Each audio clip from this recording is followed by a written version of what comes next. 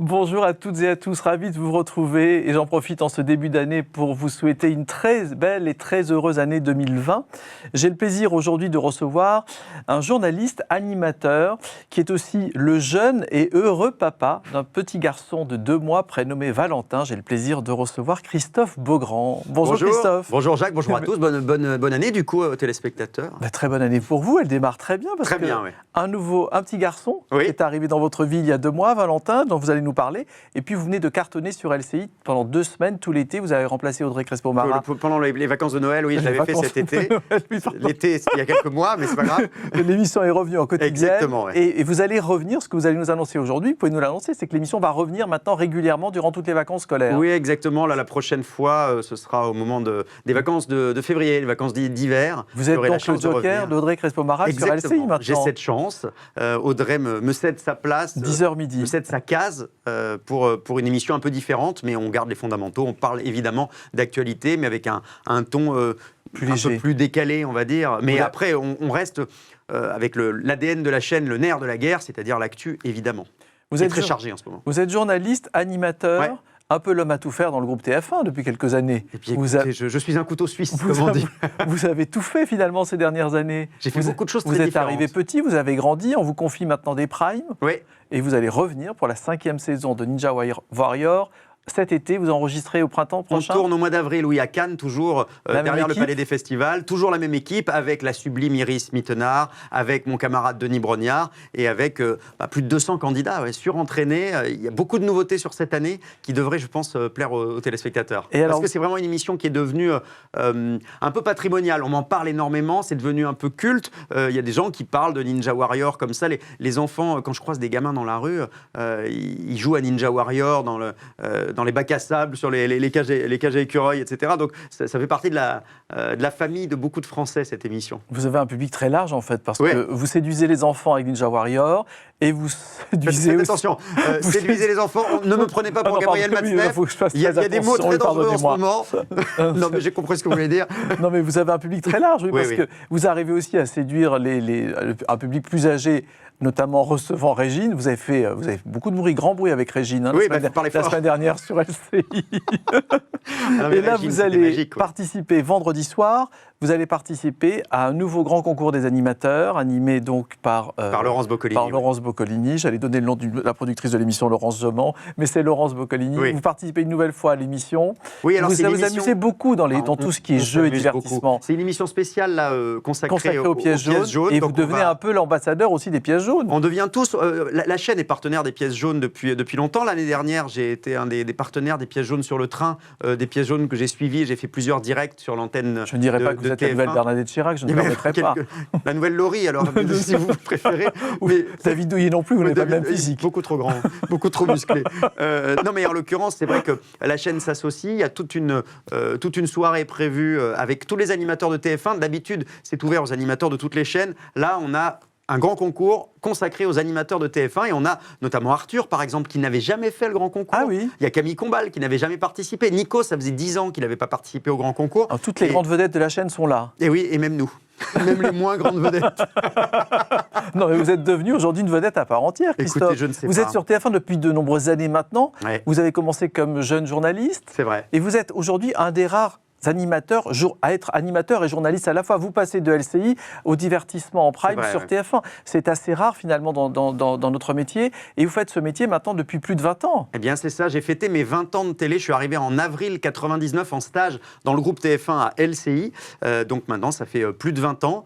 Mine de rien. Oui, et vous êtes revenu à LCI au bout de quelques années puisque vous intervenez tous les matins dans la matinale de Pascal de la Tour du Pin. Exactement, oui, j'avais eu envie de ce retour à l'info. Au bout d'un moment, j'ai passé 8 ans à LCI. Après, je suis parti faire davantage de divertissement. Je suis parti à Canal+ dans un premier temps et ensuite je suis revenu sur TF1 pour bosser notamment dans 50 Minutes Inside. Pendant de longues années. Mais j'ai eu envie de revenir sur de l'actu. Je l'ai fait sur LCI pendant plusieurs années avec de l'actu média et Julien Arnaud dans une émission qui s'appelait La Médiasphère.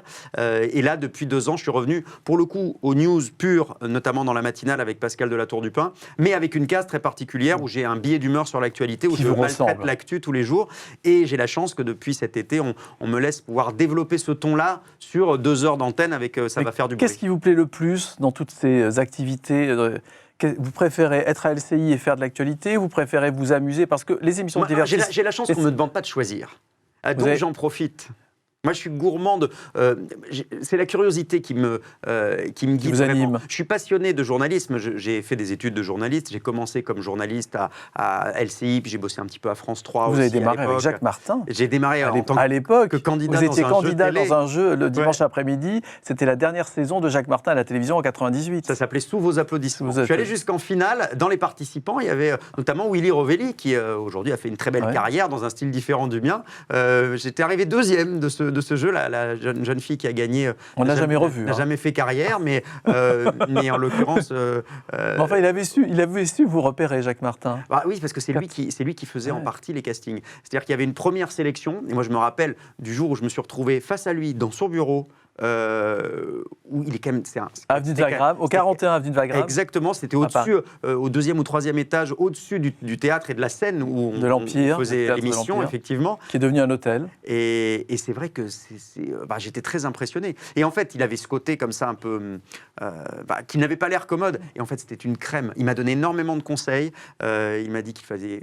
Que le principal, c'était de toujours penser au public, de jamais s'arrêter à la caméra, mais de penser toujours aux gens qui avaient derrière la caméra, qui nous regardaient, qui nous faisaient l'honneur de nous regarder, de ne jamais oublier ça. Et ça, je l'ai gardé bien gravé dans la tête. Ce qui vous permet aujourd'hui, depuis ce jour-là, vous faites carrière, plus de 20 ans de carrière à la télévision, à la radio également. Aux grosses têtes avec Laurent Ruquier. Avec Laurent Ruquier régulièrement, donc l'après-midi à 15h30 sur RTL depuis... On a été augmenté d'ailleurs.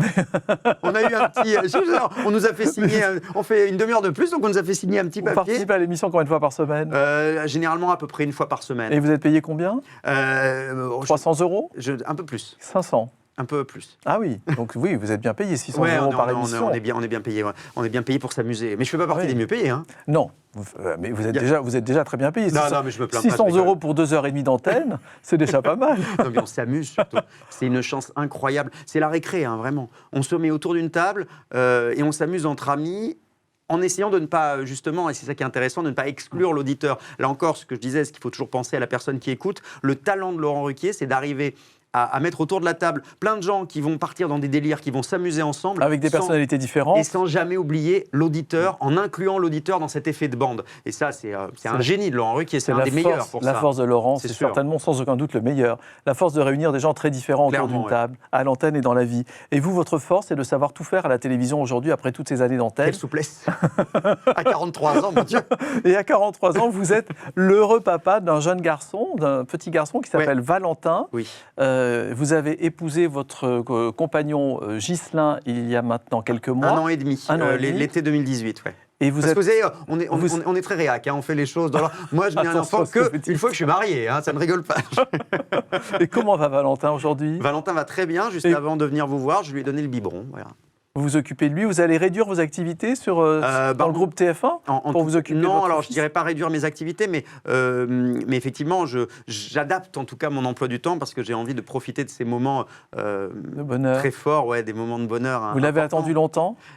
Oui, ça a été une, on va dire il y a eu beaucoup d'étapes. C'était un long périple, voilà, c'est ça. C'est-à-dire que et je suis voilà, vous voyez, on fait les couillons. Je cache toujours son visage sur les petites photos que je mets sur les réseaux sociaux parce que si moi j'ai choisi d'être dans la lumière, lui non. Donc, mais en même temps, vous allez surveiller tout cela de près, faire très attention. Je vais faire attention à ça et en même temps, j'ai envie de partager aussi ces images-là. Oui, parce que vous l'avez annoncé, vous nous avez fait partager ce bonheur très rapidement. Oui, parce que alors pour le coup, c'est une véritable volonté, comme on avait eu la volonté avec Ghislain, mon mari, de médiatiser notre mariage, parce que je suis convaincu que quand on est une personnalité publique, on peut faire avancer les mentalités. Et je pense que c'est très important de donner une visibilité à toutes ces familles qui existent, qu'on ne voit pas. Donc, et souvent, des gens parlent à leur place en expliquant qu'ils ne seraient peut-être pas de bons parents, ce genre de choses. Donc j'ai envie de montrer cette image-là aussi pour tenter de normaliser les choses et de faire en sorte qu'il y ait peut-être un peu plus de tolérance sur ces familles qui ne sont peut-être pas tout à fait comme les autres,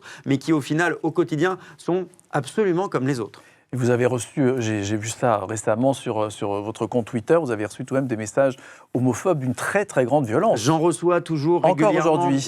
Oui, j'en reçois. Et depuis l'arrivée de Valentin, vous en avez reçu beaucoup, des messages très violents. Non, j'ai reçu, alors pour le coup, depuis l'arrivée de notre enfant, on a reçu surtout beaucoup de messages de félicitations. Donc j'avoue que les messages haineux, je ne les ai pas trop regardés, je les ai assez vite... Et comment vous réagissez lorsque vous recevez ce genre de message? Alors, c'est parfois difficile, évidemment, mais j'ai appris à avoir un petit peu de recul.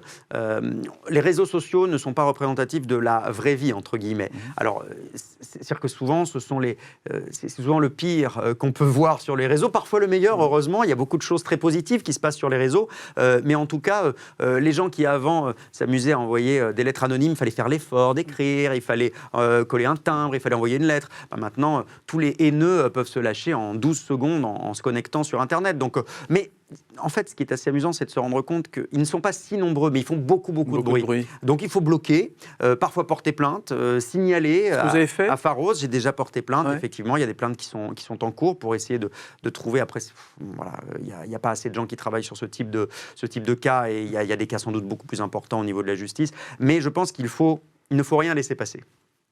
Parce qu'il n'y a pas de raison. Et c'est pour ça que parfois je publie des messages, parce que les gens vous disent « Oh non, parce que vous êtes présent sur les réseaux sociaux. » Non, mais les gens disent « C'est fini l'homophobie, etc. » Ben non, regardez ce qu'on reçoit. Ça, c'est une réalité.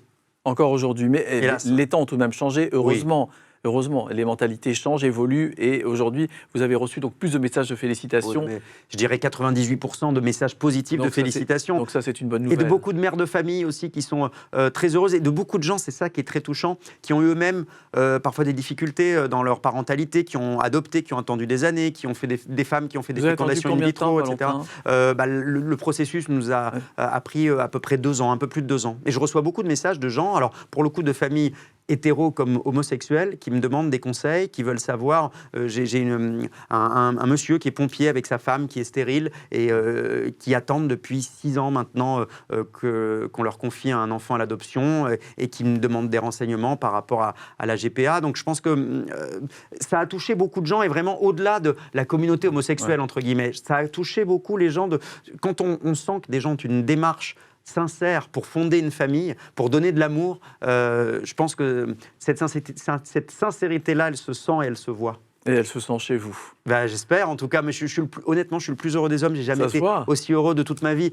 Vous avez toujours souhaité avoir des enfants? Oui, toujours, depuis gamin, entre guillemets, à 18-19 ans, j'aurais adoré. Il fallait que je sois prêt dans ma tête, que je sois prêt dans ma vie professionnelle aussi, que j'ai trouvé la bonne personne. Donc il y avait tout un tas de critères. Mais ça n'a jamais été un obstacle pour vous? C'est-à-dire, vous avez su très tôt, très jeune, en étant donc homosexuel, vous avez su, alors qu'à l'époque, il y a une vingtaine d'années, les mentalités n'étaient pas tout à fait les mêmes. Je ne vous cache pas que... Vous avez su tout de suite que vous auriez des enfants? Non, j'avais peur de ne pas en avoir, justement. J'avais peur que le fait d'assumer cette homosexualité qui faisait partie de moi me prive de ça. Mais jamais je n'aurais fait croire, entre guillemets, comme ça se faisait il y a quelques années, quelques dizaines d'années, ça se fait encore plus rarement aujourd'hui, de gens qui s'inventent une vie hétérosexuelle pour avoir une famille, entre guillemets, normale, classique, et qui, à côté, avant de rentrer... du boulot. Dans le métier, d'ailleurs. Voilà. Ça peut exister, c'est rare, heureusement, il y en a de moins en moins. Je pense qu'il vaut mieux pouvoir se regarder en face, être qui l'on est, et aujourd'hui, effectivement, heureusement, les temps ont changé, et on peut se marier, on peut fonder une famille, on peut adopter des enfants, même si c'est extrêmement compliqué pour un couple homosexuel, et avoir recours à la GPA dans un pays où c'est légal et encadré, comme les États-Unis. Donc je précise, en aucun cas, je n'ai commis de délit, puisque je reçois parfois ce genre de messages-là. J'ai eu recours à la gestation pour autrui, à une mère porteuse dans un pays où c'est autorisé, qui est l'Amérique, et ça n'est absolument pas interdit de faire cela. Et en plus, j'ai gardé le contact avec cette femme qui vient au mois de juin. Qui va venir voir le petit Valentin. Qui va venir à Paris, visiter Paris et voir. C'est un peu le même exemple que Marc-Olivier Fogiel. Je pense que tous les gens que je connais, en tout cas dans mon entourage, ont gardé un lien très fort avec cette femme qui les a aidés à devenir parents.